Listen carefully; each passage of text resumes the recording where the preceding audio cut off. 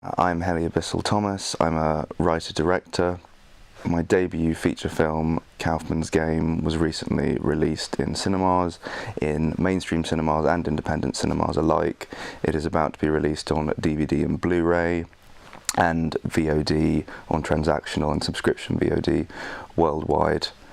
This is an incredible turnout for me, considering it was my university project I made while I was a student in Britain. What we'll put him through will mould him. Is the bait on its way to him? Yes. You'll get what you want. Do you know what you've been taking? Steroids. I need another dose.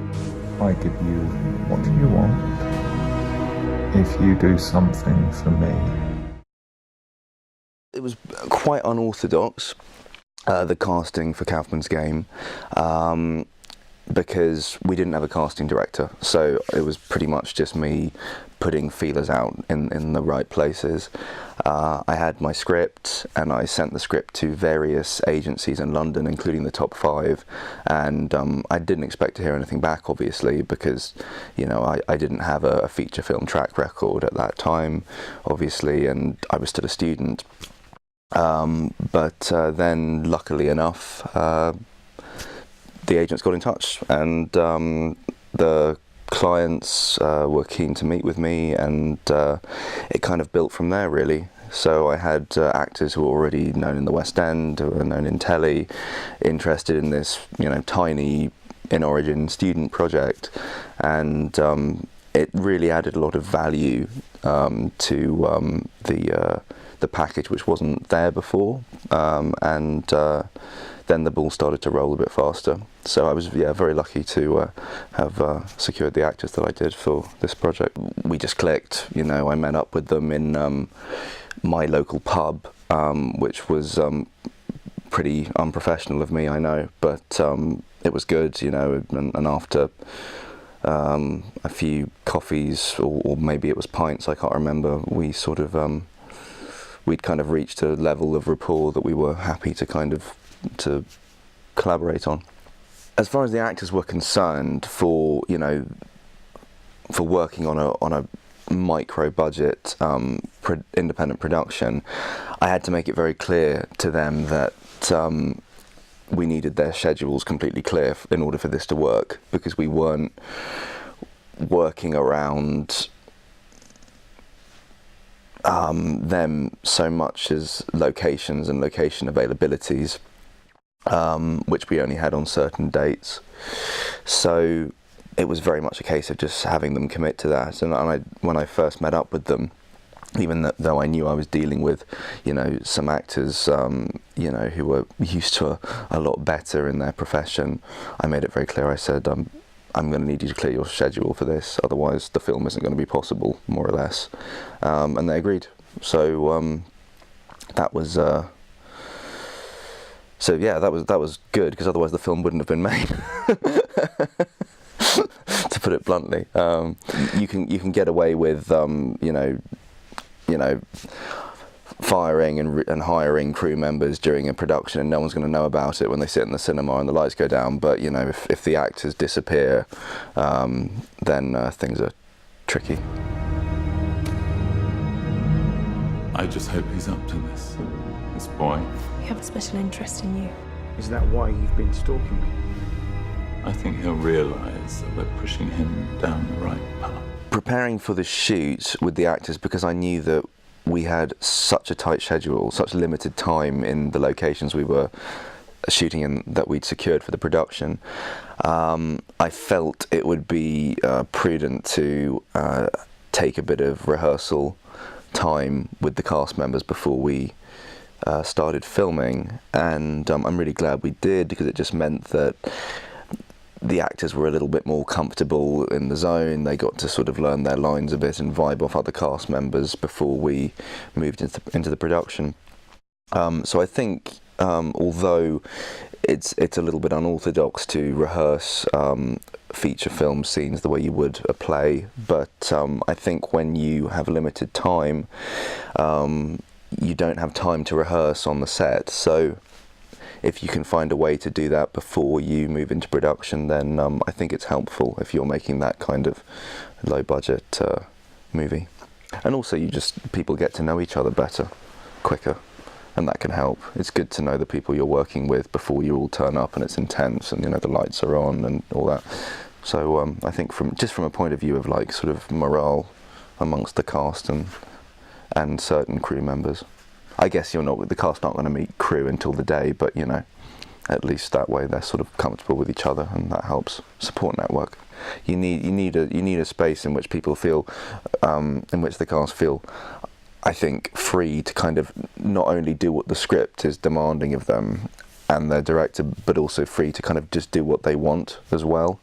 Because I know that's kind of a luxury when the schedule's tight, but I think when they feel comfortable with their fellow cast members, which they will do if they've had a rehearsal process, then they'll feel more of a freedom, I think, just to try things out that aren't in the script, that your director might not have thought of.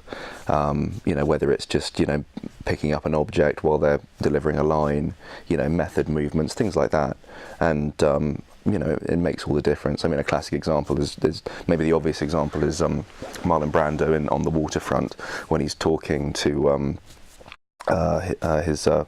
his fellow cast member by the swing, and he puts her glove on his hand, I believe it was. I'm paraphrasing a bit here, but yeah, you get the idea. That kind of thing comes out of comfortability within the cast members, I would say. This wasn't what I agreed to. I don't understand what you people think you're doing. We're giving you an opportunity. He was the only actor that wouldn't come to the rehearsals because he said he was busy. And then when he turned up, he'd been at a party the night before, and he was so hungover. He was still pissed. And he had his 22-line monologue that day. He said he was off script completely, and he didn't know a fucking line from that monologue. None of it. It was a complete disaster. So I had one of the runners, write all the lines like really big on these sheets of paper and like hold them up at the other end of the table. And it was just such a disaster. It was terrible for him as well, because he was so embarrassed, because then the pressure was kind of on him because he was slowing everything down. So in a way, I guess that demonstrates the value of a rehearsal process.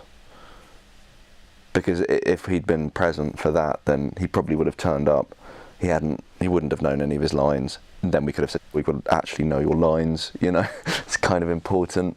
And then, yeah, we wouldn't have had that problem on the day. But yeah, you can't make these demands when you're not paying people a salary. You just have to try your best, I suppose. And also turning up, sober or not hungover for a shoot, I think is a really, really good idea. As an actor, I think that really helps. I actually read this brilliant article. I forget which actor it was, where they were basically saying, it's become fashionable for actors not to learn their lines. I think because of all the sort of post Marlon Brando culture that's kind of bubbled up around The Godfather and whatever, a lot of young actors, will graduate drama school and then turn up on a set for, I don't know, a short film or whatever, and not know their lines and be like, yeah, no, don't worry about it, it's cool, I'm in the moment, I'm in my zone or whatever. And that's fine, and you can do that, but you should also know your lines. You can have best of both, and that way you're not letting the director and the production down. But yeah, it has become a bit of a thing. So yeah, I do think, actors should really, really learn the script inside out, not just learn their lines, but the fellow cast members in the scenes they're in. That also, I think, is really helpful.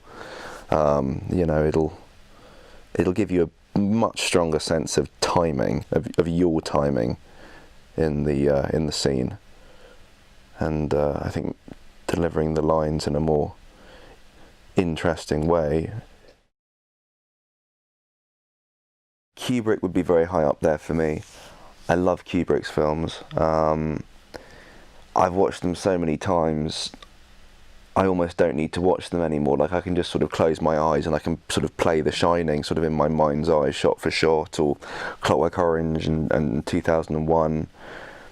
yeah, I'm a huge fan of his. I love his sort of his aesthetic choices of setting his scenes. You know, the sort of heightened minimalism of them, I think, is just so clever, and the choices of music, of course, as well. No, he's amazing. He's an insurmountable force in the history of film, I would say.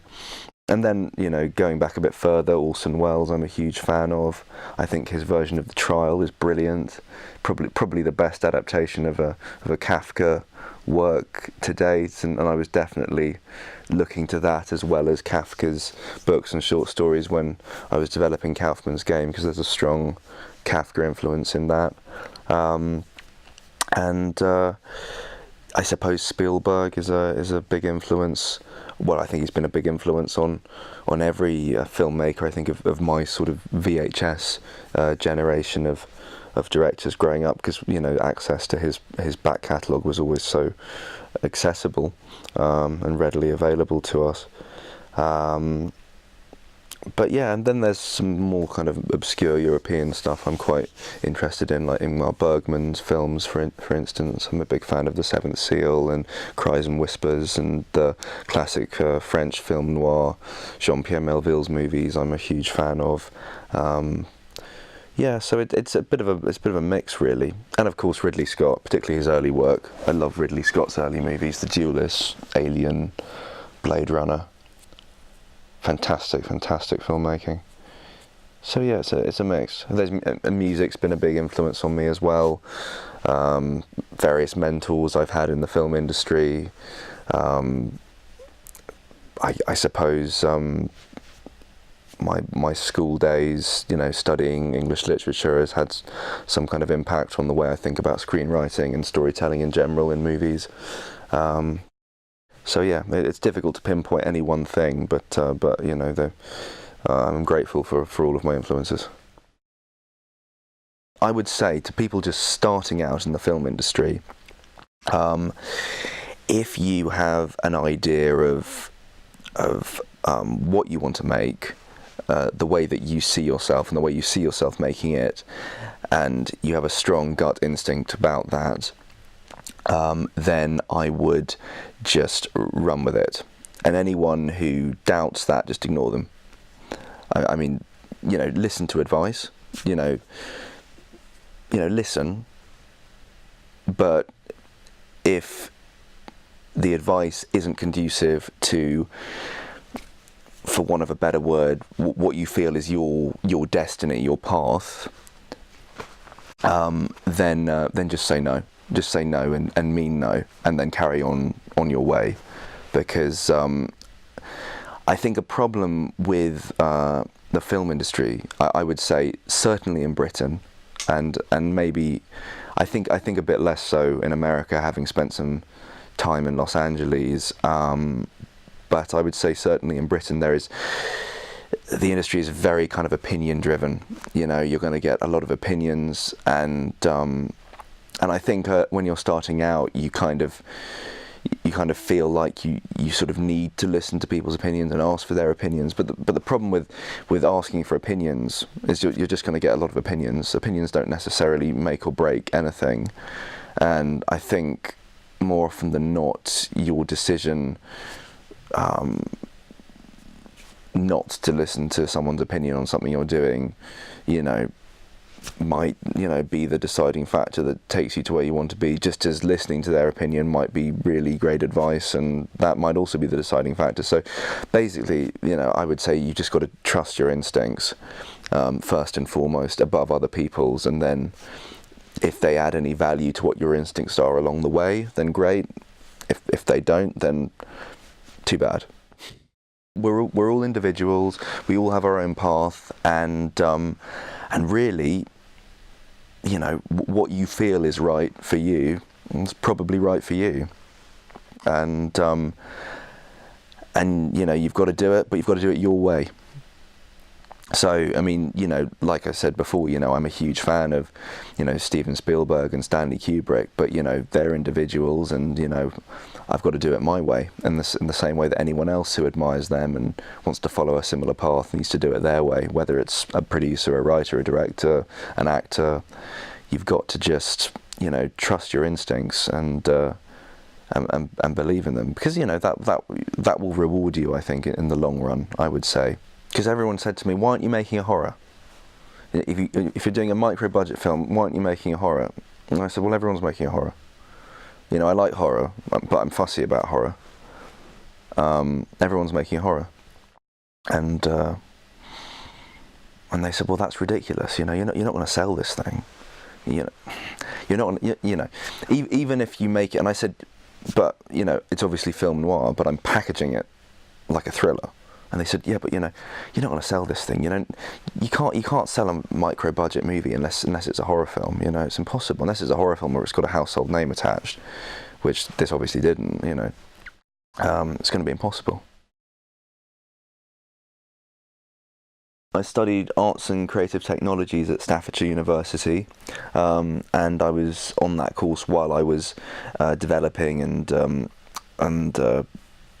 directing, producing Kaufman's Game. So in a sense, just making Kaufman's Game kind of was my film school. And I'd had tips along the way about how to work with actors, tips like if you want great performances, you need to focus on casting the characters as well as you possibly can, because that's 80% of the job kind of done. And I think that was very helpful. I definitely kept that in mind when I was auditioning actors for the roles. And I think I don't really have a sort of, kind of like a set code of like how to work with cast members. I mean, I'm pretty free form.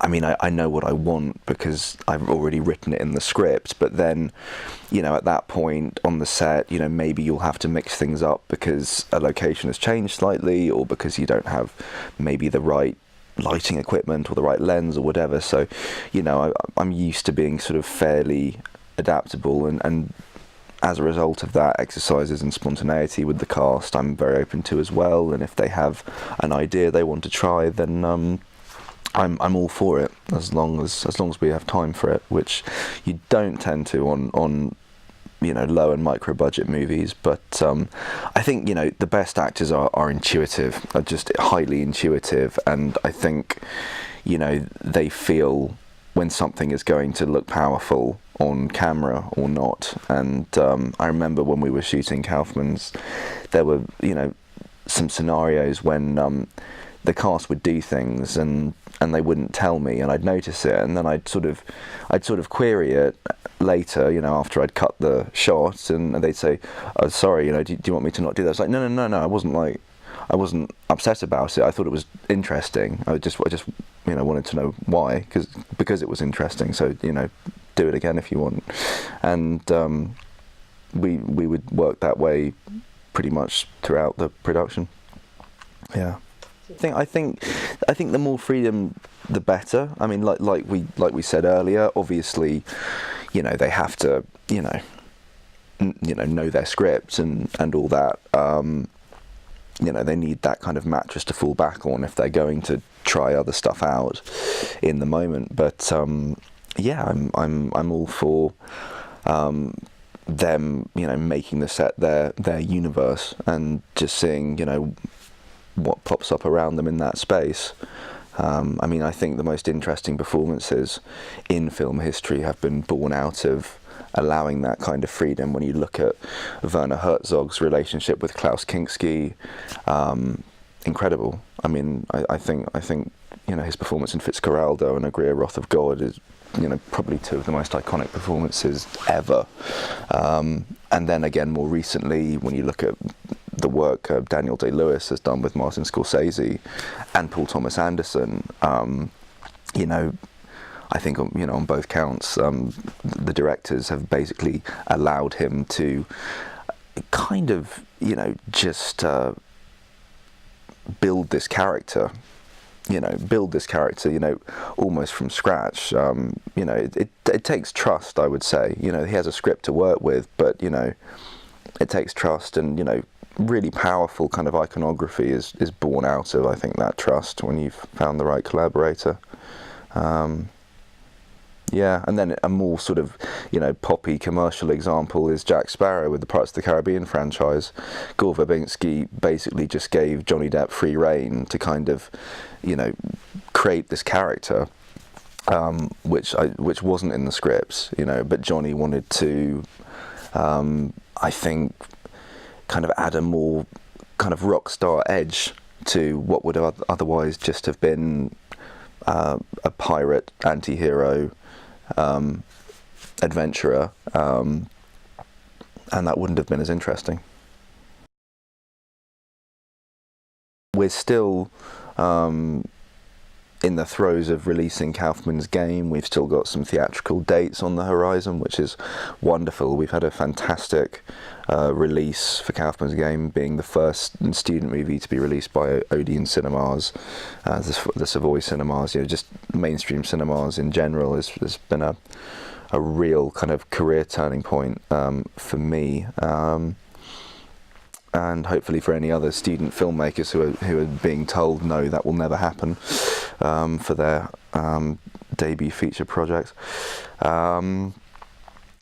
So yeah, there's going to be more on that front. VOD, transactional and subscription, DVD and Blu-ray release of Kaufman's Game, and we're also developing another thriller right now, set in Los Angeles, about out-of-work actors being pulled into the criminal underworld of the Los Angeles mafia. So yeah, it's a bigger project, but again, it's very kind of film noir centric, despite the contemporary setting, and I'm excited about it because. We'll actually have money to work with this time.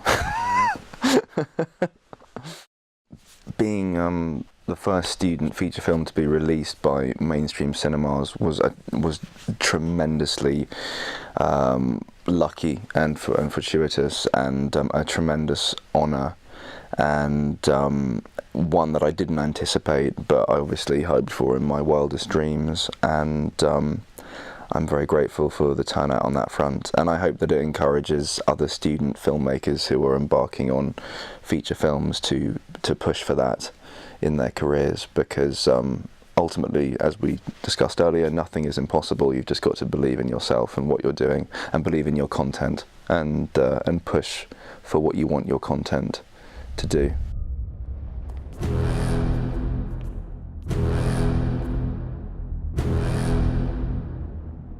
Aren't you tired of running?